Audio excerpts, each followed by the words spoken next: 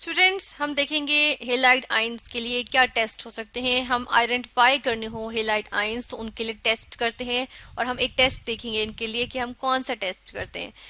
Halide ions क्या होते हैं? हेलाइड आयंस को सबसे पहले देख लेते हैं। हेलाइड आयंस जो है वो हेलोजेंस से निकला है, ठीक है। हेलोजेंस, हेलोजेंस लिख देते हैं यहाँ पे, HALOGENS, हेलोजेंस। हेलोजेंस क्या होते हैं? हेलोजेंस हैं पीरियोडिक टेबल में जो डिफरेंट ग्रुप्स हैं, 18 ग्रुप्स है टोटल, उसमें जो लास्ट सेकंड लास्ट जो ग्रुप है, 17th ग्रुप है, इसको कहते हैं, इसके जो एलिमेंट्स हैं उनको कहते हैं हेलोजेंस, ठीक है। हेलो मतलब सॉल्ट और जेन मतलब फॉर्मिंग, टू फॉर्म, यानी कि सॉल्ट फॉर्मर्स कहलाते हैं ये।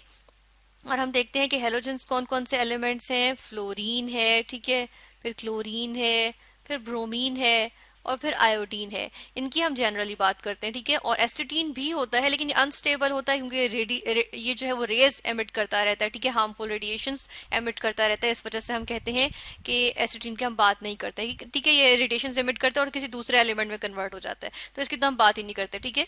तो इससे ऊपर के जो एलिमेंट्स हैं इनकी हम बात करते हैं।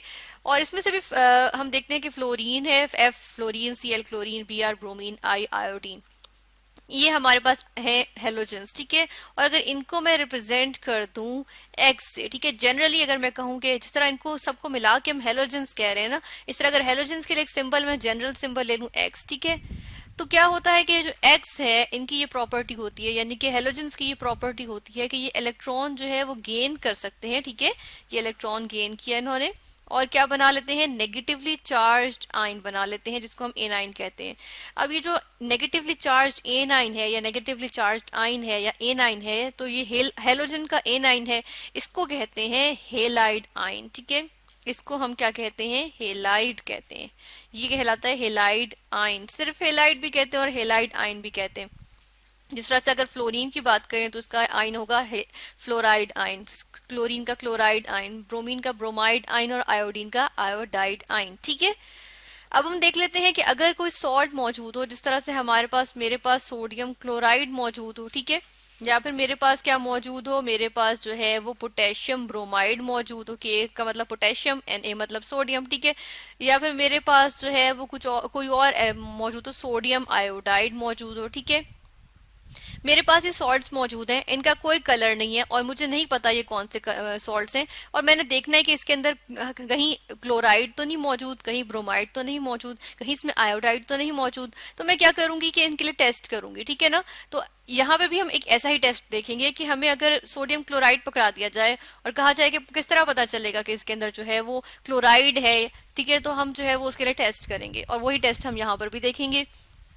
इसके लिए हम एक पहले प्रॉपर्टी देख लेते हैं कि सिल्वर क्लोराइड, हमारे पास सिल्वर के जो हेलाइड्स होते हैं, ठीक है, सिल्वर के हेलाइड्स हम यहाँ पे लिखते हैं सिल्वर। Ag क्या होता है? सिल्वर के लिए आर्जेंटम भी कहते हैं इसको, Ag इसके लिए जो है वो हम सिंबल यूज करते हैं, ठीक है। इसके हेलाइड्स, हेलाइड्स के लिए मैं फिर से x लिख रही हूँ, ठीक है, यानी कि AgX, ये जो एलिमेंट्स है सिल्वर हेलाइड्स, ये जो होते हैं वो इनसॉल्युबल होते हैं, स्पेशली जब हम बात करते हैं क्लोराइड, ब्रोमाइड और आयोडाइड किसके? सिल्वर के, तो उनको हम कहते हैं कि वो वाटर में जो है वो इनसॉल्युबल होते हैं, ठीक है, वो वाटर में इनसॉल्युबल होते हैं। यूजुअली क्लोराइड्स या हम कहते हैं कि वो सॉल्युबल होते हैं, लेकिन हम देखते हैं कि silver chloride, silver bromide, silver iodide, silver के जो हेलाइड्स हैं वो इनसॉल्युबल इन वाटर होते हैं। तो अगर ये रिएक्शन में आ जाएं तो ये प्रेसिपिटेट्स की फॉर्म में आ जाते हैं, यानी कि अगर रिएक्शन में ये एज प्रोडक्ट बनेंगे तो किस फॉर्म में आएंगे? ये प्रेसिपिटेट्स यानी कि इनसॉल्युबल सस्पेंडेड पार्टिकल्स की फॉर्म में आ जाते हैं, ठीक है।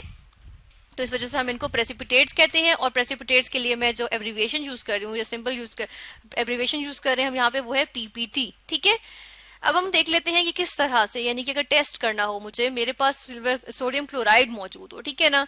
अब हम यहाँ पे देखते हैं कि मेरे पास क्या चीज मौजूद है, मेरे पास सोडियम क्लोराइड मौजूद है, ठीक है। तो मैं इसका जो है वो रिएक्शन करूंगी किसके साथ? सिल्वर नाइट्रेट के साथ मैं इसका रिएक्शन कर लेती हूँ, ठीक है ना। मैं इसका सिल्वर नाइट्रेट के साथ रिएक्शन कर लेती हूँ। यहाँ पर हम लिखते हैं, यहाँ पर हम लिखेंगे सिल्वर नाइट्रेट, यानी कि Ag सिल्वर के लिए और नाइट्रेट NO3, ठीक है। और फिर हम ये भी देखते हैं कि इसके अंदर हम जो है वो सोडियम क्लोराइड का जब मैं एक्वस सोल्यूशन बना रही होंगी तो उसमें मैं क्या चीज डालूंगी? उसमें मैं थोड़ा सा जो है वो डाइल्यूट नाइट्रिक एसिड भी डालूंगी।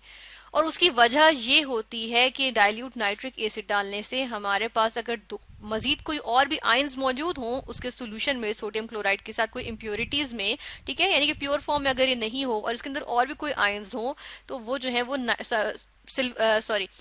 नाइट्रिक एसिड डालने की वजह से वो जो है वो रिमूव हो जाएंगे नाइट्रेट्स बन के, ठीक है। अब यहाँ पे हम देख लेते हैं कि ये सोडियम क्लोराइड यूज किया और इस तरह सिल्वर नाइट्रेट, ठीक है। फिर दूसरा सोल्यूशन मैं किसका बना लेती हूँ, दूसरा सोल्यूशन मैं बना लेती हूँ सोडियम ब्रोमाइड का। चलें यहाँ पे हम लिखते हैं सोडियम ब्रोमाइड, ठीक है। और साथ में क्या चीज मौजूद होगी, और इसके अंदर ऐड किया वो मैंने डाइल्यूट नाइट्रिक एसिड डाला, उसकी भी रीजन फिर वही से होगी, ठीक है। और यहाँ से इसी को हम यहाँ से ले आते हैं यहाँ पर भी, ठीक है, यहाँ पर भी लिख दिया मैंने, और इसको हमने यहाँ पे इसको भी ऐड कर दिया, ठीक है। सिल्वर ब्रोमाइड लिया, उसके अंदर थोड़ा सा डाइल्यूट नाइट्रिक एसिड डाला ताकि इंप्योरिटीज अगर और आयंस मौजूद हो तो वो नाइट्रेट्स बन के निकल जाए, ठीक है। और ये सिल्वर नाइट्रेट डाला, ठीक है।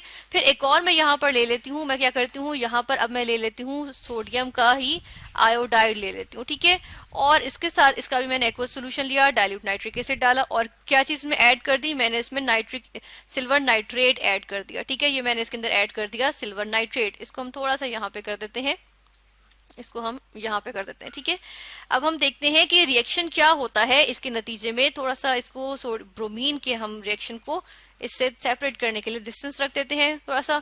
अब हम देखते हैं कि सोडियम क्लोराइड को जब मैंने डाला सिल्वर नाइट्रेट, सोडियम क्लोराइड का सोल्यूशन में सिल्वर नाइट्रेट का सोल्यूशन डाला, तो मेरे पास क्या रिएक्शन होगा। यहाँ पर हम अगर रिएक्शन देखें तो इसका रिएक्शन के नतीजे में क्लोराइड जो है वो सिल्वर के पास चला जाएगा और नाइट्रेट जो है वो सोडियम के पास चला जाएगा, ठीक है। इस तरह से हो जाएगा, यानी कि क्या चीज बनेगी, मैं देखती हूँ कि सोडियम का जो है वो नाइट्रेट बन जाएगा, ठीक है।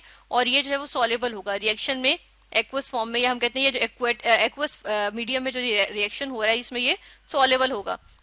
और साथ के साथ क्या चीज बनेगी, मेरे पास यहाँ बन जाता है सिल्वर क्लोराइड।